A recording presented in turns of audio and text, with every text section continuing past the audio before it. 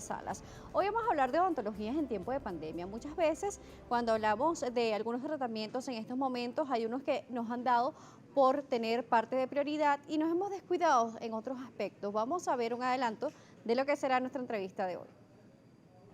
El día de hoy se trata de Giovanni Girón, odontólogo. Un gusto recibirlo. Bienvenido. Muchas gracias, Daniela.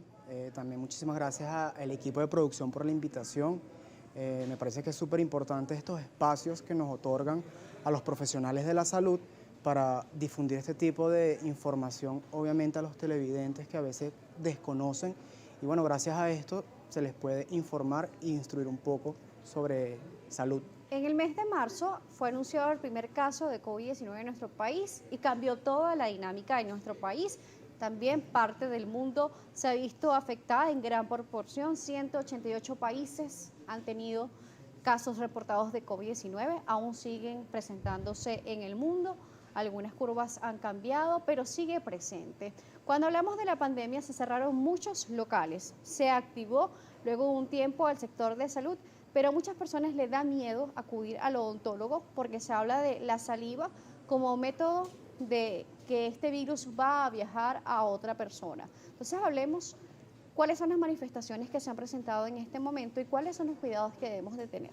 Sí, fíjate que al inicio, como lo mencionas, el primer sector salud que es sacrificado en esta pandemia fue el odontólogo.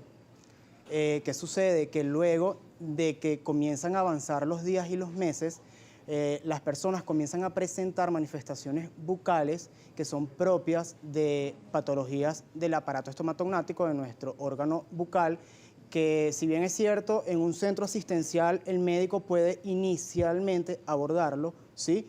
Pero quien va a dar el tratamiento definitivo es el odontólogo.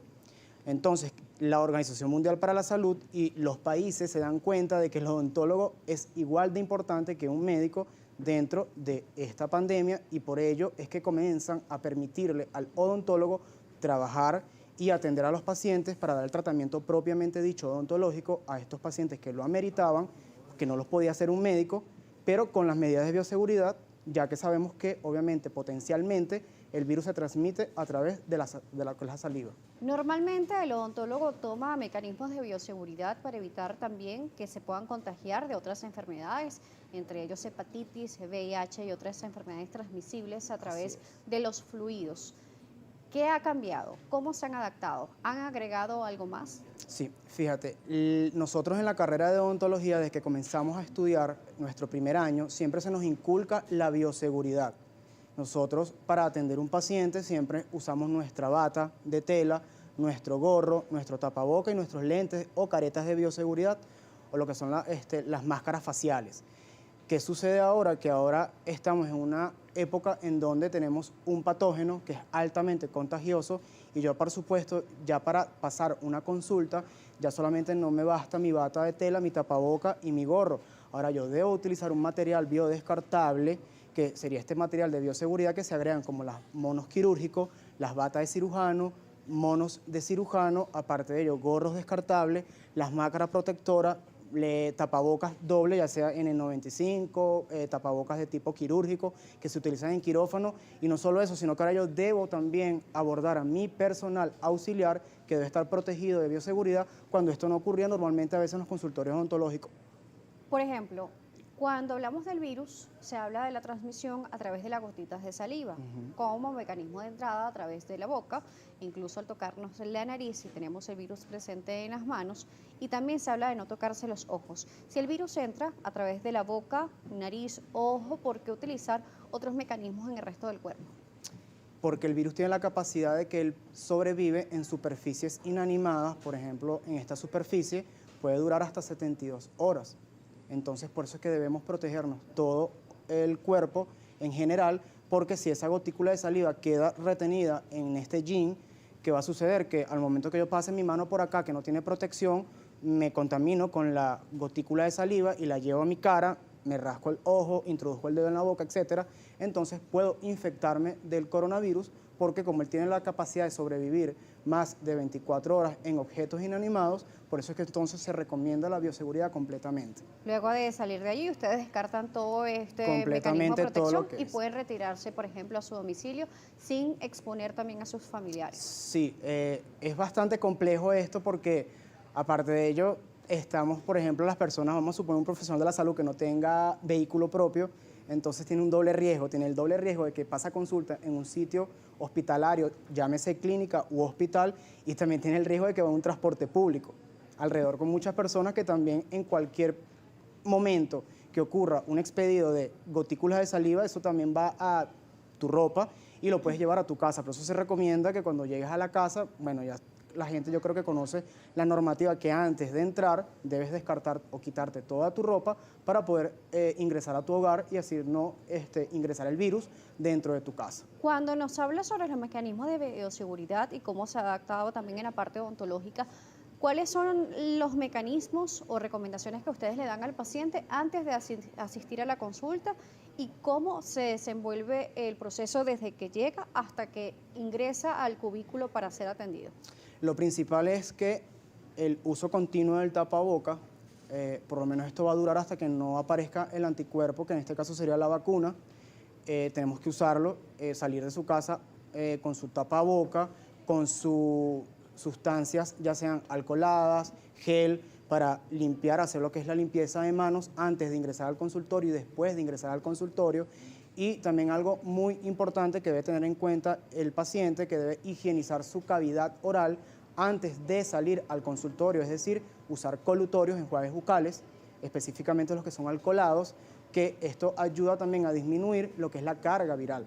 ¿Por qué? Porque si de repente un paciente es sintomático, pero amerita un tratamiento odontológico, al disminuir un poco la carga viral, corre menos riesgo de transmitir o infectar al profesional de la salud que me va a prestar el servicio. Vamos a hacer un alto en nuestra entrevista. Estamos en el mes de octubre, mes rosa, mes de prevención, y nuestra compañera Sorecni González nos preparó un material. Ella recoge el testimonio de sobrevivientes de cáncer y también aquellas personas que apoyan a asociaciones sin fines de lucro para poder crear conciencia y mandar un mensaje positivo sobre esta patología. Vamos a hacer un contacto con Sorecni. Te escuchamos. La Sociedad Anticancerosa de Venezuela asegura que el cáncer de mama es la primera causa de muerte en la población femenina por esta enfermedad. Es por ello la importancia de sensibilizar a las mujeres acerca de la prevención, porque esta enfermedad es curable si se detecta a tiempo. Y a continuación conocerán los testimonios de aquellas mujeres que son sobrevivientes del cáncer de mama. Mi nombre es Indira Corredor. Soy abogado especialista en Derecho Mercantil y en Gerencia de Servicios de Salud. En el año 2012, mi vida dio un cambio radical. Fui diagnosticada con cáncer de mama. Pero gracias a la fe, a mi familia, a mis amigos y a un montón de gente, 8 años después, estoy aquí conversando con ustedes. Si Dios y la vida me dieron una nueva oportunidad, ¿por qué no ser una mejor persona y hacer del mundo un lugar mejor? Gracias a Se Nos Ayuda, a sus programas y a sus múltiples actividades, he podido llevar este mensaje de concientización y esperanza a muchas personas, el cual comparto ahora con ustedes. La detección temprana es el pilar fundamental para la lucha contra esta enfermedad. Entonces, recordemos el ABC del cáncer de mama. 1. Acudir anualmente al médico, ginecólogo, mastólogo o urólogo en el caso de los hombres. 2. Hacerse los exámenes diagnósticos y regresar para que los revisen. 3. El autoexamen. Conozcámonos. Vamos a cuidarnos. Vamos a ser una sociedad de personas sanas y solidarias. La meta es rosada. ¡Viva la esperanza! Es importante que cada mujer asuma su responsabilidad individual en cuidar su salud, se autoexamine y acuda a los controles a tiempo, además de realizar los cambios necesarios en su estilo de vida para minimizar los factores de riesgo, no solo durante el mes rosa, sino en todo el año. Soriemi González, Globovisión. Gracias, Sorecni, por este aporte. Durante este mes estaremos realizando diferentes trabajos especiales para crear conciencia y además durante todo el año también activos aquí en nuestro espacio Noticias Globovisión Salud para que pueda conocer un poco más sobre esta patología. Recordemos que también el 1% de los hombres pueden padecer de cáncer de mama. Por eso es importante también el chequeo para los hombres si notan algo extraño o tienen algún antecedente. Si tienen un familiar directo, por ejemplo, una madre, una abuela, una tía, una hermana que haya padecido de cáncer de mama, debe notificárselo a su médico de confianza para que le realice la pesquisa que sea necesaria. De esta manera vamos a una pausa. Recuerden nuestras redes, @salud_gb, @Daniela J. Salas. Giovanni Girón, odontólogo, nos seguirá acompañando en la próxima parte. Ya volvemos. Giovanni Girón nos sigue acompañando en el estudio odontólogo y estamos hablando sobre odontologías en tiempos de pandemia. Cuando vemos la necesidad de que el paciente esté sano, también está enfocado a nuestra salud bucal. No solamente es cuidar todos el resto de nuestros órganos, pero incluso la boca podría repercutir también en los órganos internos de nuestro cuerpo. ¿Por qué es tan importante acudir al odontólogo más allá de lo estético? Si nosotros buscamos lo que es la definición de salud, la OMS lo define como el bienestar físico, mental y espiritual de un individuo. Te pongo un ejemplo. Si hay muchos pacientes que piensan que la cavidad bucal no es importante, y tanto es así que te pongo otro ejemplo que me ha sucedido, que es muy cotidiano. A veces, si te llega un paciente a la consulta, supongamos una consulta nefrológica, y le dicen, usted tiene una insuficiencia renal crónica estadio 3, y si no se controla, lamentablemente usted va a terminar en diálisis. El paciente hace todo lo posible por tratar de salvar sus riñones y cumplir con el tratamiento médico, cueste lo que cueste. En cambio, nosotros los odontólogos tenemos un reto muy grande, sobre todo en nuestro país, porque existe un desconocimiento y una falta de culturización de lo que es la importancia del bienestar bucal.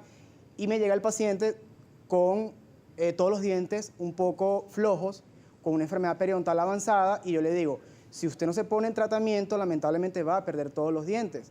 Cuando obviamente el paciente me dice, bueno, doctor, ¿cuánto me sale el costo del tratamiento? ¿Cuánto tiempo es ese tratamiento? El paciente me dice simple y llanamente, doctor, sácame los dientes. Entonces, fíjate las contrapartes que hay, como las personas le toman más prioridad a otras partes del cuerpo y no a la cavidad bucal. Y la cavidad bucal es tan importante como otro órgano, porque ella no se encuentra dividida del cuerpo humano, ella forma parte del cuerpo humano. Y en este sentido, dándole a lo que es la importancia de la cavidad bucal como órgano inmunitario, es el principal órgano inmunitario, aparte de otros órganos también que son inmunitarios en nuestro cuerpo. La boca es la primera puerta de entrada al organismo, igual que lo que es la cavidad nasal. ¿Qué sucede? Que en este caso de pandemia, el coronavirus, ¿por dónde entra principalmente al cuerpo? A través de las fosas nasales y a través de la cavidad bucal.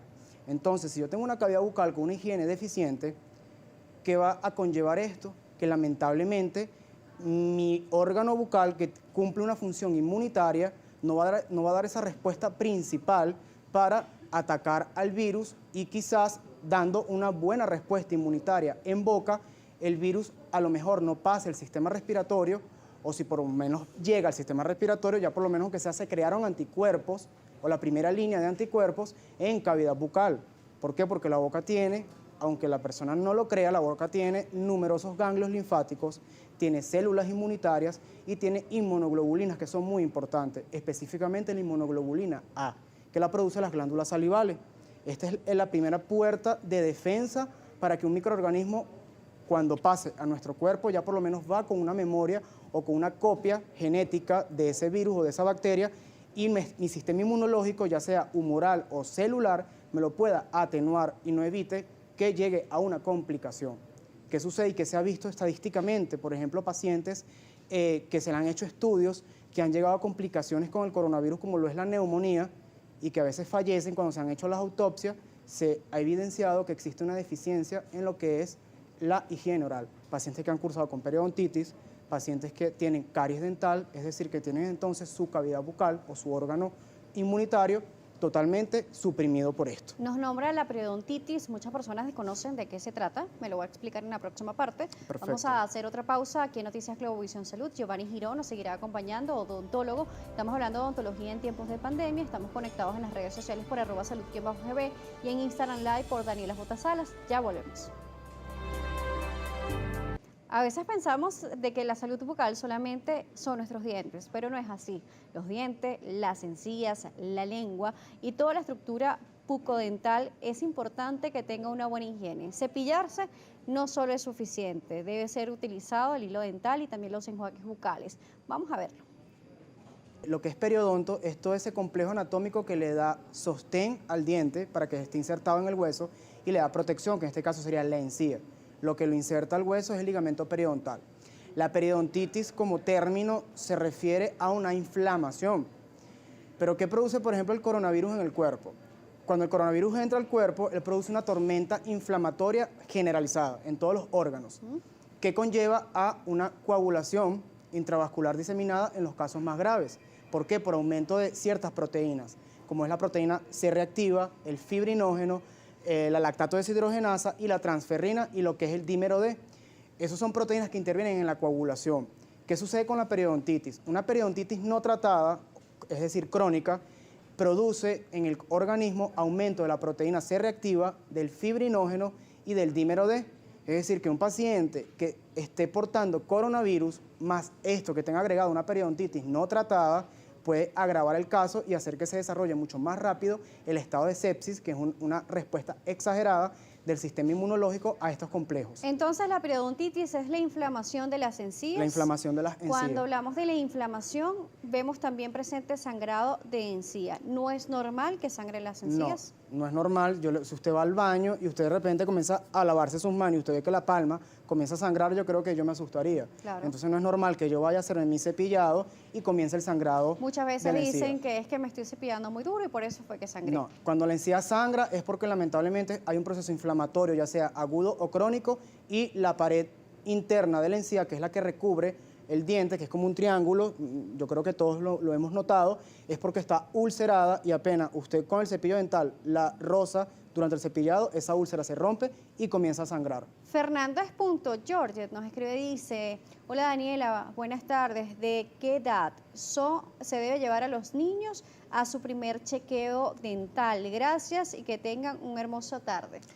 Es interesante esa pregunta porque la mujer desde que comienza o se entera que ya está embarazada, que comenzó lo que es la fase de la concepción, debería de ir al odontólogo para adecuar al feto a los ruidos odontológicos, llámese turbinas, piezas de mano y todo ello. Pero una vez que ese feto viene a vida extrauterina, lo ideal es llevarlo desde que está recién nacido, es decir, bebé, o es un neonato, o está en la etapa recién nacida. ¿Por qué? Porque el odontólogo odontopediatra te va a enseñar cómo higienizar la encía de tu bebé y ese primer contacto es importante para lo que es la memoria emotiva del niño, para que cuando se vaya desarrollando y esté mucho más grande, no tenga la fobia al odontólogo. Lalita61 dice: ¿cuánto tiempo debo tardar para hacerme un cepillado correcto?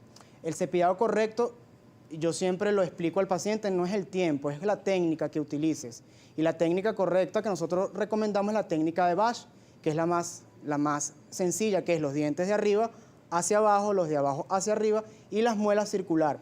Yo siempre recomiendo comenzar por cuadrante. Comienzas por tu cuadrante derecho y terminas en tu cuadrante inferior derecho. Y mínimo el cepillado puede durar 1 minuto limpiando todas las superficies dentales. Nos quedan pocos minutos, pero queremos responder 2 preguntas. Una la hace Rodríguez Rubio 1, que dice: si un diente se parte y la raíz queda, ¿qué complicaciones puede traer? De Globovisión y también a través de nuestro Instagram Live, a través de Daniela J. Salas. Agradecemos que nos acompañara el día de hoy. ¿Cómo lo pueden contactar? A través de mi Instagram, dr_G Girón, y a través de mi número telefónico 0424-445-1189. Repetimos el número. 0424-445-1189. Gracias por acompañarnos el día de hoy. Giovanni Girón nos estuvo acompañando, odontólogo. Gracias. Nos visitó para hablar sobre odontología en tiempo de pandemia. Gracias a ustedes por estar allí con nosotros una vez más. Recuerda hacerte una buena higiene dental, no solamente con el cepillado, sino también con los enjuagues, el hilo dental, y acudir periódicamente al odontólogo es necesario para ver cómo está nuestra cavidad bucal. Ya sabemos que es responsable también como sistema de defensa de nuestro organismo y ahora más presente ante la pandemia del COVID-19, podemos conocer más sobre ella. Recuerda, quédate en casa a la medida de lo posible para evitar la propagación del COVID-19. Unidos somos mejores.